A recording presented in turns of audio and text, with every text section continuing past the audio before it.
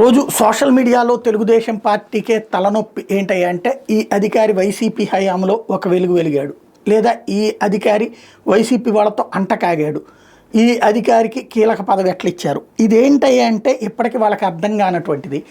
ఎవడో ఒకడు సోషల్ మీడియాలో స్ప్రెడ్ చేస్తాడు, దాన్ని పుచ్చుకుని మిగతా వాళ్ళందరూ గుడ్డెద్దు చేలో పడ్డట్టు ఫాలోఅప్ చేస్తున్నారు. అసలు పాయింట్ ఏంటి? ప్రభుత్వ ఉద్యోగులు ఆకాశం నుంచి ఊడిపడరు. అప్పట్లో లైమ్ లైట్లో కొంతమంది ఉంటారు, ఇప్పుడు లైమ్ లైట్లో కొంతమంది ఉంటారు, మిగతా వాళ్ళు సైడ్ లైన్లోనే ఉంటారు. ఇక్కడ ఉద్యోగస్తులందరినీ పక్కన పెట్టేసి వ్యవస్థ నడవదు.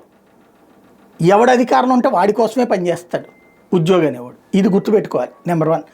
నెంబర్ 2 వచ్చేటప్పటికి ప్రభుత్వం పక్కన తన పని తను చేసుకుంటూ వెళ్తుంటే దాన్ని ప్రమోట్ చేయడం మానేసి సొంత పార్టీ మీద ఇప్పుడు ఈనాడు జ్యోతినే నెగిటివ్ కథనాలు రాసుకొస్తున్నట్టుగా సొంత పార్టీ మీద సొంత కార్యకర్తలే ఇదిగో నువ్వు ఇందులో ఇట్ట చేయలేదు, వాడిని కొట్టలేదు, వీడిని తిట్టలేదు, వాడిని అట్ట చేయలేదు, వీడిని ఇట్ట చేయలేదు అంటున్నారు.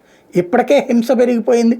దాన్ని ఏమంటారు, రాజ్యహింసతో తలడిల్లిపోతున్నావు అని చెప్పేసి ప్రజలు అంటుంటే నువ్వు ఎందుకు చేయలేదు, ఆయన మాటలు ఎందుకు చేయలేదు, వీడిని ఎందుకు పొడి చేయలేదు, వీడిని ఎందుకు కొట్టలేదు అనేటటువంటి ధోరణి వీళ్ళే ప్రొజెక్ట్ చేస్తున్నారు. ప్రజలకి దీనివల్ల ఏం సంకేతం ఇస్తున్నాం అన్నది ఆలోచించుకోవాలి. పార్టీ ఎదుగుదల అన్నటువంటి దాంట్లో మన పాత్ర ఎంత ఉందో, పార్టీ ప్రభుత్వం స్థిరత్వం కావాలంటే కూడా అంతే పాత్ర ఉంది. అనవసరమైన సమయపు వృధా వ్యవహారాలని, ఈవెన్ సొంత ప్రభుత్వం మీదనే తిప్పలు తెచ్చేటటువంటి పని, సొంతగా చంద్రబాబు గారిని ఇబ్బంది పెట్టే పరిస్థితి, లోకేష్ గారిని ఇబ్బంది పెట్టే పరిస్థితి చేయకూడదు. వాళ్ళకి తెలుసు ఏ టైంలో ఏం చేయాలి, ఎలా చేయాలి అన్నట్టు.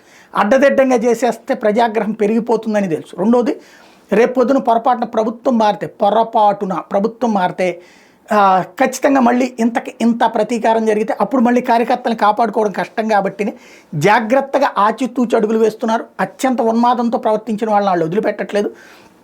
మిగతాది విమర్శాత్మకం లేదా పార్టీకి వ్యతిరేకం ఉన్న వాళ్ళందరినీ వ్యతిరేకం చేసుకుని లేకపోతే వాళ్ళ మీద దాడులకు పాల్పడితే అది తర్వాత తీవ్ర ప్రతిఘటనలు మారుతాయి అన్నటువంటిది వీళ్ళ లెక్కగా ఉంది.